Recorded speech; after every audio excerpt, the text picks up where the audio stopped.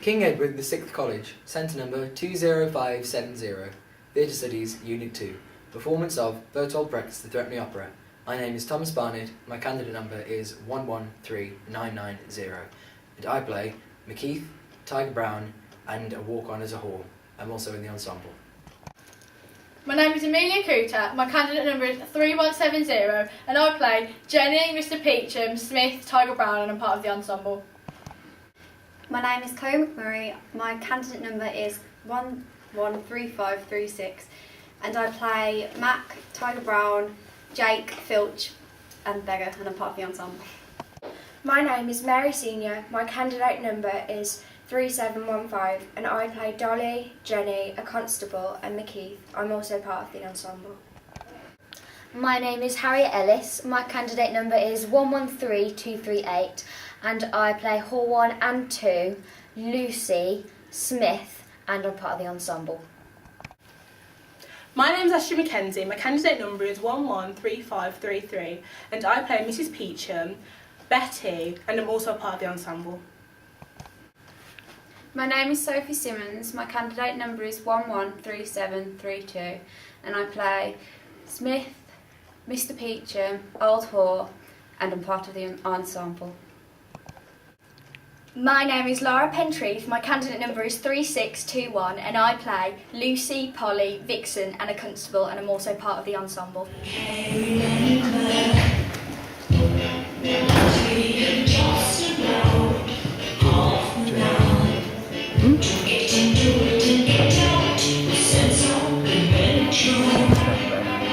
Do they know? Just step there. I'm going to stay there because that's be where it's going. That's it.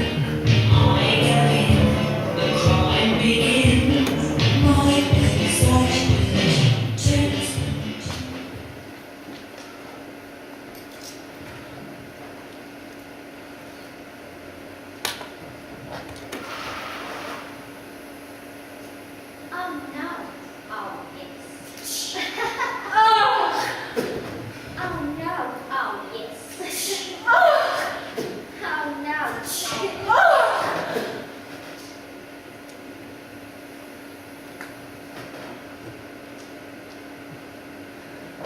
Before the coronation bells had died away, Max and I were sitting in the halls at Stourbridge. The hall of the training. It is Thursday evening. He won't come today. No, I don't think he'll come again. That would be a pity. Think so? If I know it, he's out of town by now. This time he's really cleared out. White kid gloves. Gives the minimum away.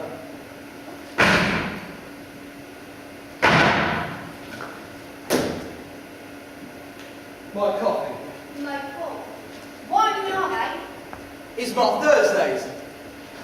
Do you think I can let such trifles interfere with my plans? Anyhow, it's raining. In the name of the King, Captain McKeith is charged with 3. Mine too. Naturally, the old team. Look, that's the warrant. Max, let's see your hands. That's right, Jenny. Read his palm. Did it so well. Coming into money. No, not coming into money. What's that look for, Jenny? It means she does. The long journey. No, no long journey. What do you see? Only the good, not the bad, please. Oh, well, I see a narrow dark place and not much light, and then I see a big tear. That means a woman's treachery. Stop.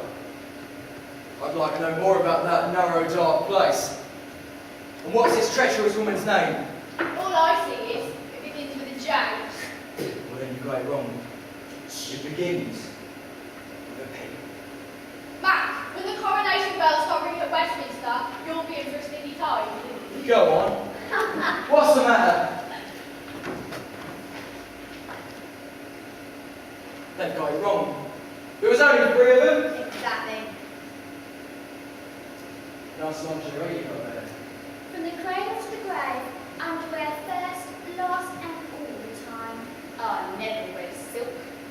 Makes the gentleman think you've got something wrong with you. Jenny, where you go? You'll see. But I just went underwear and put them off too. I have always had good results in banks from underwear. It makes the gentleman feel so very home. You still black lace trimming. Still the black lace trimming. And how about you? Oh, I don't like to tell you. I can't take anybody to my room because my aunt is so crazy about men. And even toys, I just don't wear them. Finished? Nah, just got to the ranks. But where's Jenny? Ladies, long before my star rose over this sea, Long before my star was over the seat. I lived in the most peculiar circumstances with one of you dear ladies. And though today I am Matt the Knife, my good fortune will never lead me to forget my companions of those dark days, especially Jenny, whom I love best of all. Now listen, please. Now the ensemble will perform Ballad of the Lord Burns. There was a time now very far away when we set up together, I and she. I had the brain and she supplied the breast. I did her right and she looked after me. A way of life then, if not quite the best. And when the client came outside of the bed and treated nights ago and had a drink instead. And when he paid her by the dressing, so come any night you fancy her that time's long past. But what would I not give to see that whorehouse where we used to live?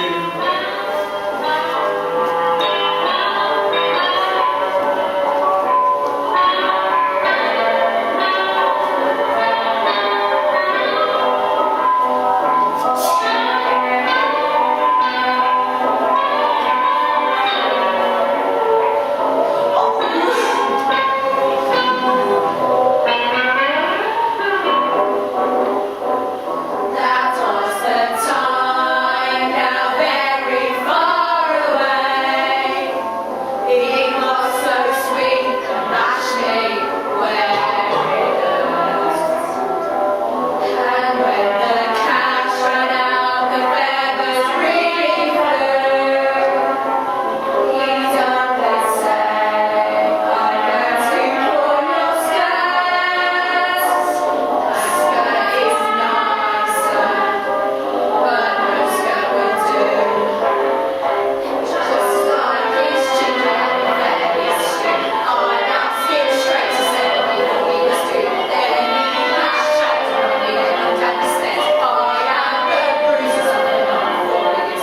That time's long past, but what would I not give to see that whorehouse where we used to live?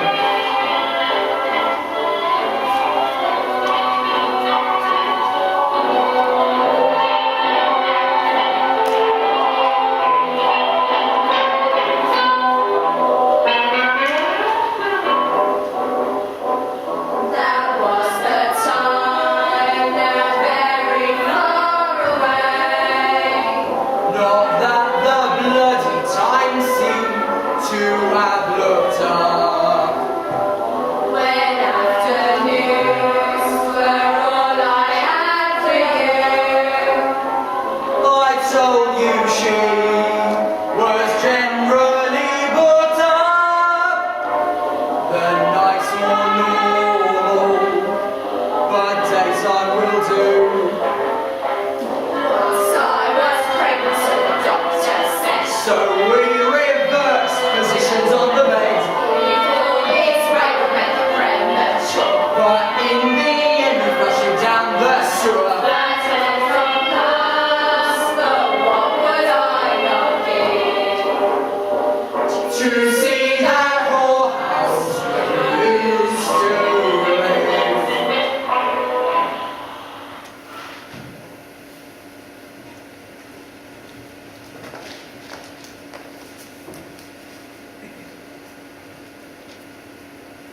Come in quietly. White kid gloves. Gives the minimum away. For anyone way out this dump. Mac jumps out the window. You look like stick top milk. Good afternoon, madam. My dear Mr. McKeith, my husband says the greatest heroes in history have tripped over this humble threshold. May I ask how your husband is doing? Better, thank you. I'm so sorry you'll be bidding the charming ladies goodbye now. Come, Constable. Escort the gentleman to his new home.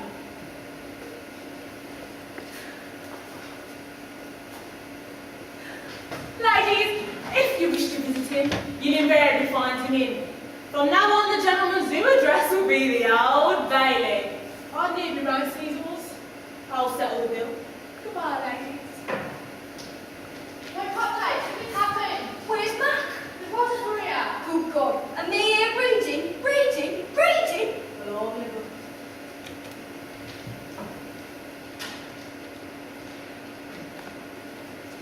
Betrayed by the wars, McKeith is freed from prison by the love of yet another woman. Charlie Brown. Oh, Jackie.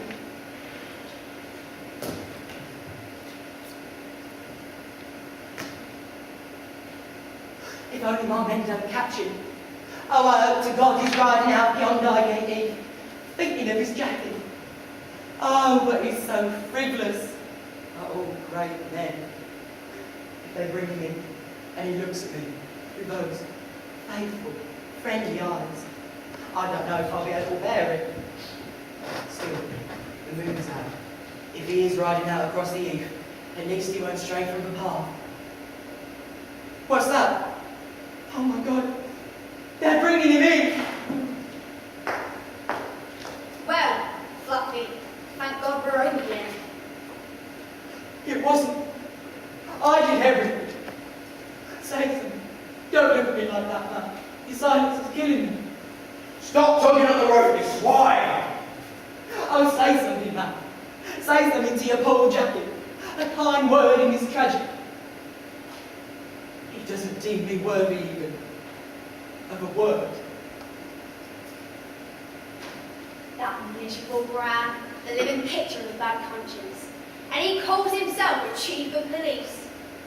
It was a good idea not to shout at him. I was going to at first. Just in time, it occurred to me that a deep, withering stare would send much colder shivers down his spine. And it worked. I looked at him, and he wept bitterly. That's the trick I got from the Bible. Going quietly? Well, Mr. Warner, suppose these the endings you've got? With your kind permission, I'd like to apply for a more comfortable pair. Of course, Captain. It all depends on the price. From 1 guinea to 10. How much would on it all be? 50. But what's worse is that this business with Lucy is bound to come out. If Brown finds out I've been carrying on with his daughter behind his friendly back, he'll turn into a tiger. You've made your bed, now lie on it. Better than tarts waiting outside right now. I can see happy days between now and the execution. One must live well to know what living is.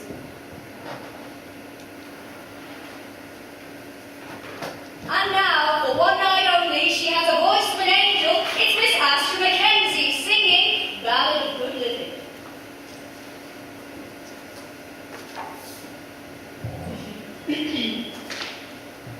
I've heard them praising single-minded spirits, whose empty stomach show me little knowledge. It rides and best to check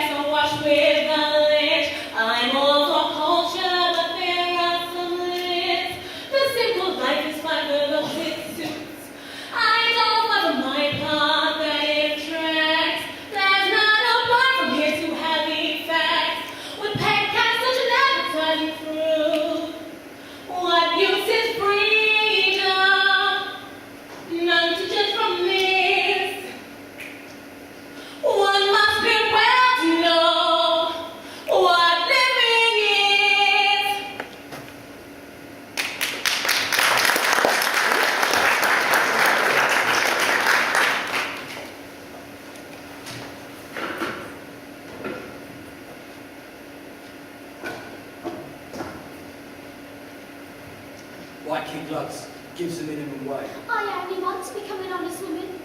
You dirty dog, you! How can you look me in the face after all that's been between us? Have you no bowels, no tenderness, my dear Lucy? Seeing an husband in such circumstances. A husband? A monster? So you think I haven't heard about your goings-on with Miss Peacham? I could scratch your eyes out. Seriously, Lucy, you can't be jealous of Polly. You're married to her, aren't you? You beast. Married. It's true. I go to the house, I chat with the girl, I kiss her. But now the silly jade goes about telling everyone that we're married. Lucy, I am ready to give you satisfaction, if you think there is any in marriage. What can a man of honour say more? He can say nothing more. Oh, Mac, I only want to become an honest woman. If you think marriage with me will, all right. But what can a man of honour say more? He can say nothing more. Miss McKeith, if you please. Where is my husband? Oh, there you are, Mac. What is your away from me? It's your Polly. It's your wife. Oh, you miserable villain. Oh, Mackie, in prison. Why didn't you ride across our gate? You told me you weren't going to see those women no more. I knew what they did to you, but I said nothing, because I believed you. Oh, Mac, I'll stay with you till death do us part. Not one kind word, not one kind look.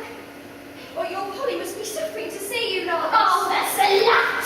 What does this mean? Who on earth is she? You might at least tell her who I am. Please tell her I'm your wife. I'm your wife. You, low-down stick! Have you got two wives? You monster! Say something, Mac. I'm your wife. Haven't I done everything for you? I was innocent when I married you. You know that. And why you even put me in charge of the gang? And I've done it all as we planned. And Jakey wants me to tell you that. If you two will kindly shut your traps for a moment, I will explain everything. No, I won't shut my trap. I can't bear it. It's more than flesh and blood can stand. Yes, my dear, naturally the wife. The wife? The wife is entitled to some preference, or at least the appearance of it, my dear. All this fuss and wife will drive the poor man mad. That's a bother. That's a good one. What have you got picked up now? This messy little tar. So this is your great conquest. So this is your Rose of Old Soho.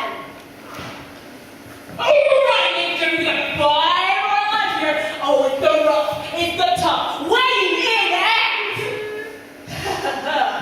Miss Lucy Brown. Oh my God! And in the blue corner we have the underdog, the undisputed, weighing in at Miss Polly Peacham in the Jersey Duet. Come at you, Rose of Old Soho. Let us see your legs, my little sweetheart. I hear you have a lovely ankle, and I'd love to see such a complete tar. Mac tells me that he finds your eye most provoking. Does he now? Does he now? If what I see is true, he must be joking. Is he now? Is he now? Oh, it makes me split my sides. That's how you split your sides. Fancy you as Mackie's bride. Mackie? Fancy's Mackie's bride. Can you really picture him sporting with something that the cat brought in? Just you watch your tongue, my dear. Must I watch my tongue, my dear? Mackie and I see how we build and you. Man, he's got no eye for any other woman. The old thing's an invention. You cannot pay attention to such a bitchy sound of poppycock. Oh, they call me Rose of Old Soho, and my keeper appears to find me pretty. Does he now? They say I have a lovely ankle, and the best proportions in the sea. You little whippersnapper. He's a little whippersnapper, but tell me if I told me I'm most provoking. Does he now? I do not suppose that he is joking. Isn't he? Oh, it makes me split my sides. Oh, that's how you split your sides. Being Mackie's only bride. Oh, being Mackie's only bride. All right, Lucy, that's enough. Can't you see it's just a trick of Polly's? She's trying to drive a wedge between us. Here I am, about to be hanged, and she has the nerve to go about parading as my widow. Polly, This isn't the moment. Have you the art to disclaim me?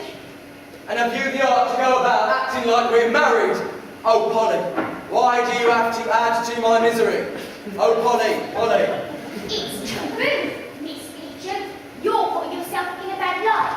Quite apart from the fact that it is uncivilised to worry a gentleman in a situation.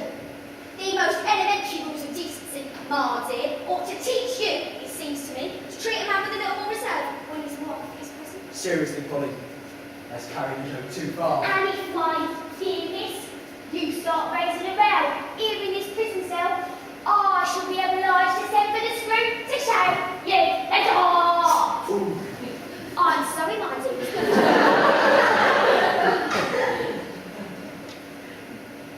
You, just let me tell you this. The airs you give yourself are most unbecoming. My duty obliges me to stay with my husband. What's that? What's that? Oh, she won't leave. She stands there and will check her out, and she won't leave. You just held your filthy tongue. You slut, else I'll knock your block off. You've been thrown out, you interloper. I suppose that's not clear enough. You don't understand. Nice manners. You and your nice manners. Oh, I'll forget more dignity. No, I shouldn't. Just look at my belly, you slut. You think I got that from out of nowhere? Having new eyes in your head? Oh, so you're in the family way, and you think that gives you rot? A fine egg, aren't you? You should learn it! Polly! White kid gloves gives a bit of a away. Polly! You really shouldn't have done that, Mac. Now I don't know what to do. Quiet! She's in here with her man, you little twatter. Come here immediately. When they hang her man, you can hang yourself too. A far-away treat your respectable mother. Maybe now, come in here and get him out of jail. And what's the more? He's got two of them. The Nero. Leave me here, Mama. You don't know. You're coming out with me, Miss Mitts. There you are. Takes your mother to tell you how to behave. Just a second. I only have to tell you something. Really, it's very important. This important thing. Get down.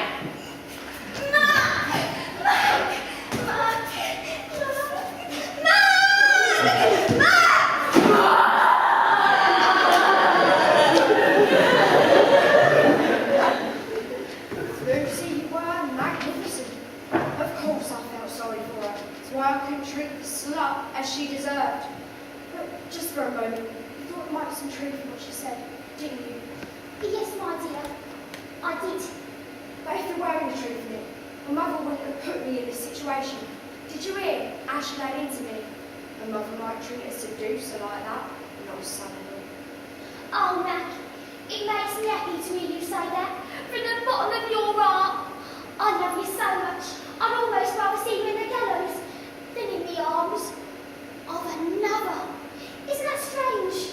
Lucy, I should like to own the line. Oh, it's wonderful the way you say that. Say it again. Lucy, I should like to own you my life. Oh, shall we run away together, dearest? Well, but you see, if we ran away together, it wouldn't be easy for us to hide. As soon as they stop looking, I'll send you post haste. You know that. Well, what can I do to help you? Bring me my cane.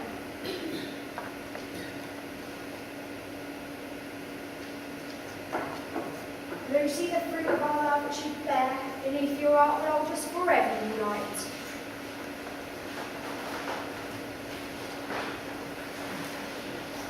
Come in quietly. Let's have that plate.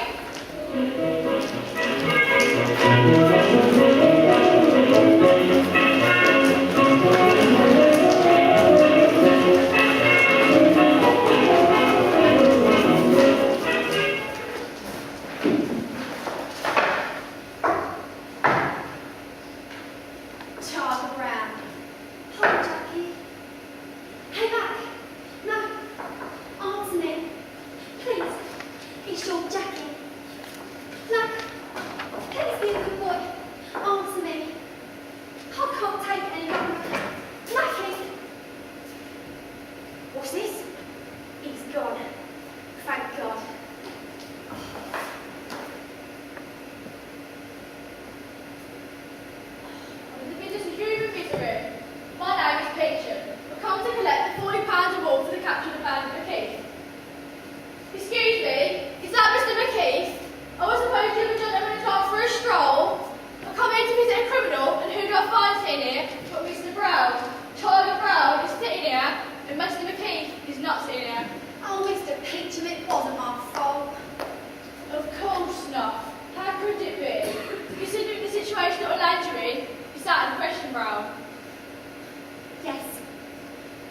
Peacham, I'm beside myself.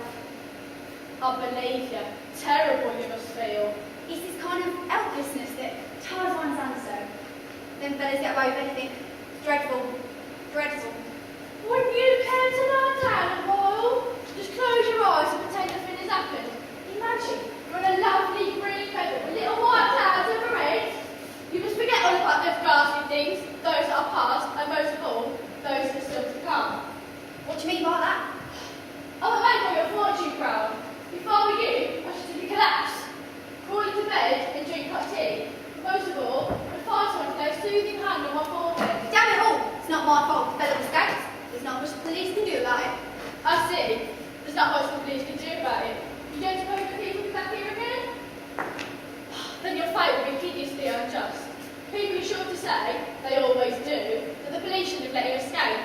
No, I don't think they could have a coronation procession just yet. What do you mean? Let me remind you of a historical incident which, though it remained unknown at the time, though it caused a great stir at the time, remains unknown to the public of today. On the death of the Egyptian king Ramses II, the police captured of Nineveh? Or was it Cairo? Cairo! Committed some minor offence against the lower class of the population. Even then, the consequences were terrible. As the history books tell us, the coronation procession of the new queen, Stourbridge, quickly developed into a series of catastrophes thanks to the unduly active participation of the lower orders. Historians still shudder at the cruel way Stourbridge treated a police captain. I only remember dimly there were some sorts of snakes spreading his bosom. Really? The Lord be with you, Brown. No one in the Malfries can help. Soldiers, report to me at the double.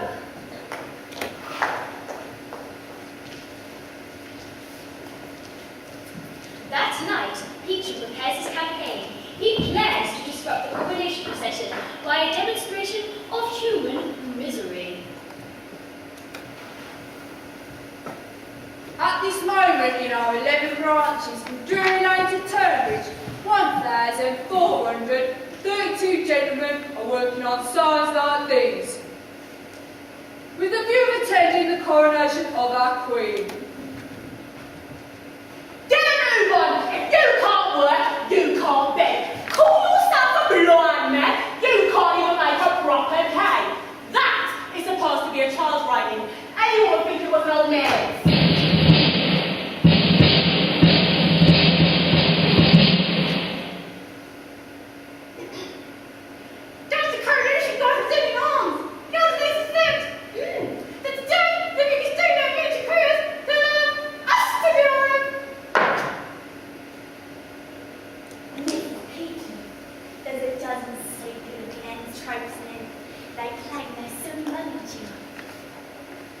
Treachery begins with a jab. Hello, boys. Madam? You look as if you've fallen off your perches. And I suppose you've come to collect that money for the key for yours. Well, you get nothing, you understand me? Nothing. How are we to understand that, Mom? Burst near in the middle of the night, coming to a respectable house at 3 in the morning. With the work you lot do, I should think you'd want your sleep. You lot sipped up milk. Then you won't give us the stipulated fee for turning in the key, Mom? Exactly.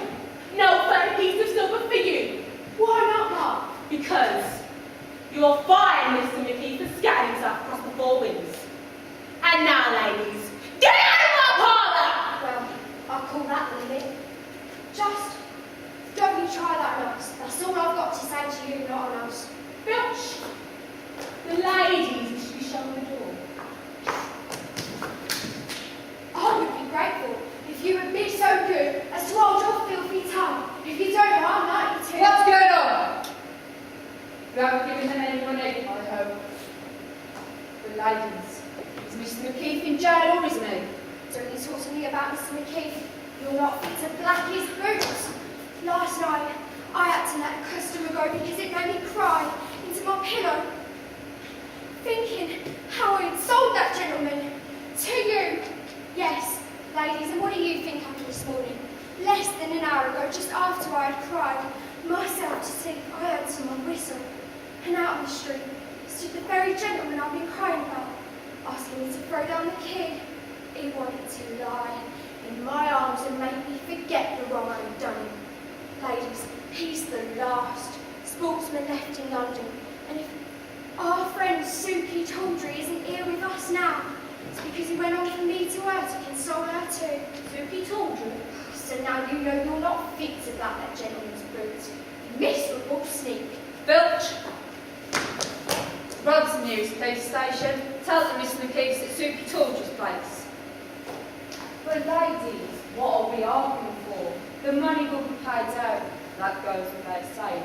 Celia, dear, you do better to make these ladies some coffee instead of slanging them. Suki Tawdry. Get a move on! You'd be riding the series of Threepenny if you must sleepless nights. I haven't worked out a way to squeeze a penny out of your poverty. I've discovered that even though the rich of this earth find no difficulty creating misery, they can't bear to see it. It's because they're weaklings, fools, just like you. They may have enough food to the end of their days. They may be able to wax their floor with butter, so even the crumbs from their table grow fat. But they can't look and move while a man is collapsing from hunger. Although, that only applies when the man's collapsing outside their own front door. You can come by the shop tomorrow and pick up your money, but only once the coronation's over. Boy, we're assembling an hour outside Buckingham Palace. Quick march! Cops! As we make it to the police station, the police are all ready. Get a move on! If you hear me say harmless, do you understand? Harmless! Oh, I don't understand. Naturally, you don't understand. If you hear me say harmless, thank God that's the answer, then you'll play some sort of music. Get a move on!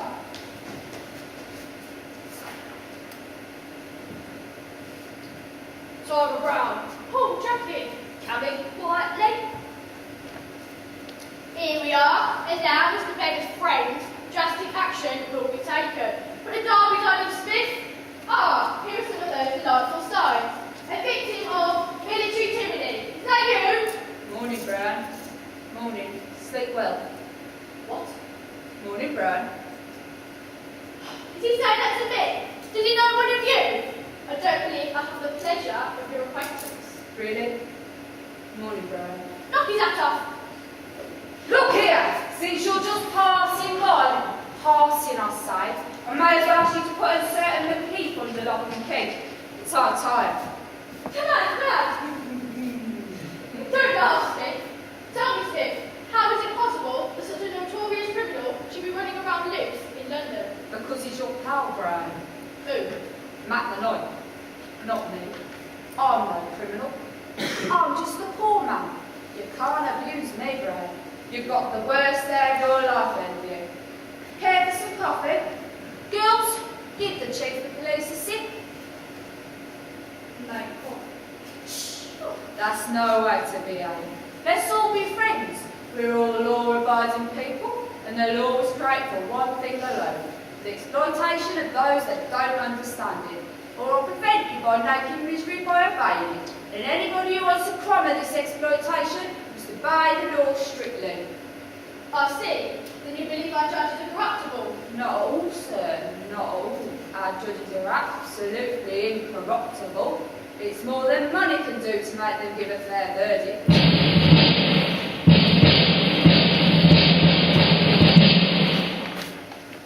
Mankind is pointed, fixed, won't see it through, inspect your own. And then the beautiful voice of Mary Senior singing the Solomon song. You saw sagacious of the blood, you never came of him, to him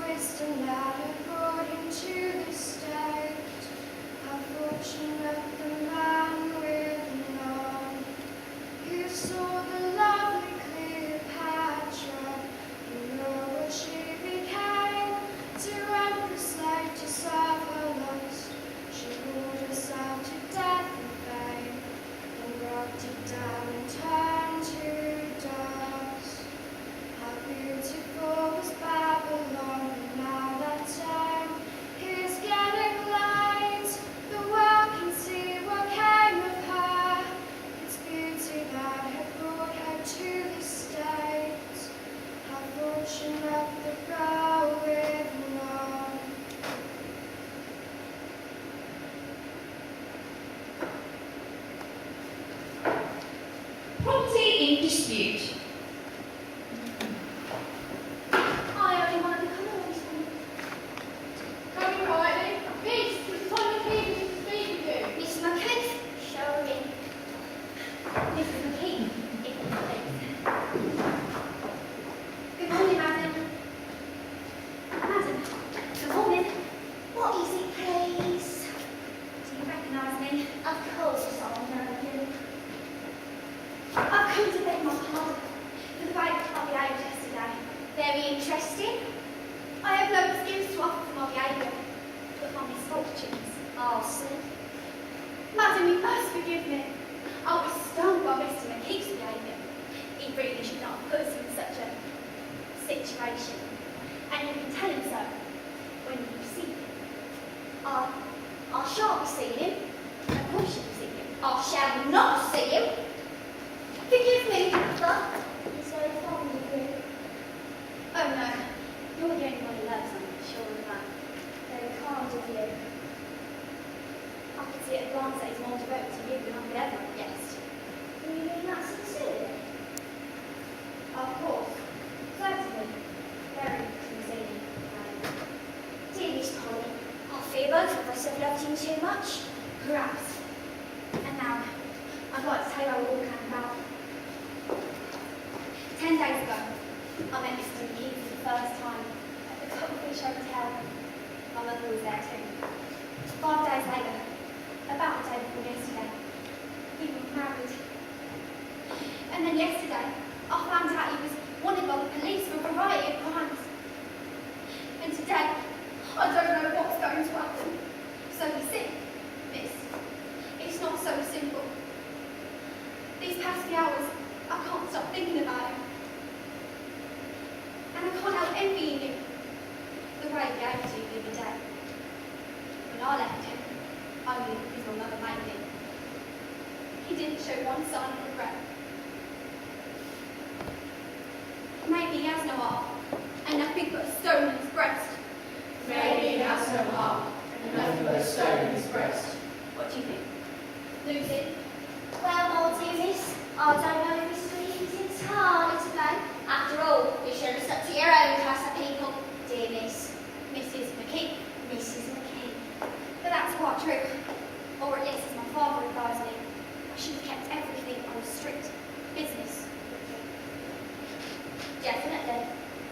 And if I only possession all the world. Marty, such misfortunes can befall the most intelligent woman. But after all, you are his wife on paper. That should be some comfort to you. Poor dear, I can't bear to see you looking so depressed. Won't you have a little something? What? Something to eat? Oh yes, something to eat. Give a critical strumpet. Any sort to do it? Oh, madam, you really have gone to too much trouble. What a lovely picture of him you've got. When did he bring it? Bring it? I mean, when did he bring it up here to you? He didn't bring it. Did he give it to you right here in this room? He never was in this room. I see. Not nothing in all with that. The paths of fate are so dreadful Christmas. Must you keep talking such nonsense? You only came here to spy. Then you know where he is. Me? I don't know. Tell me this minute where he is. I have no idea. So you don't know? No, I don't. You don't know either? No.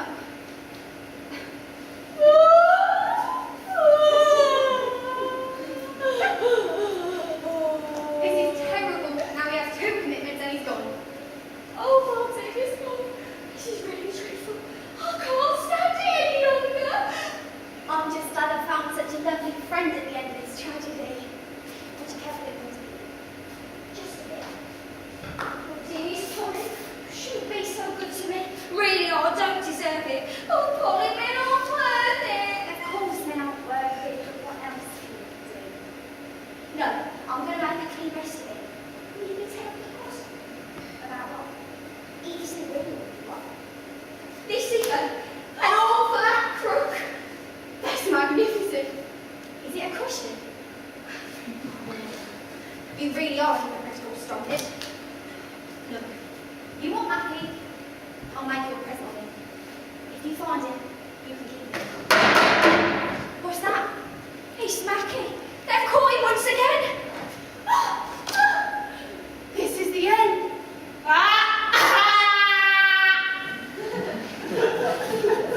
Polly, so this is where I'll find you.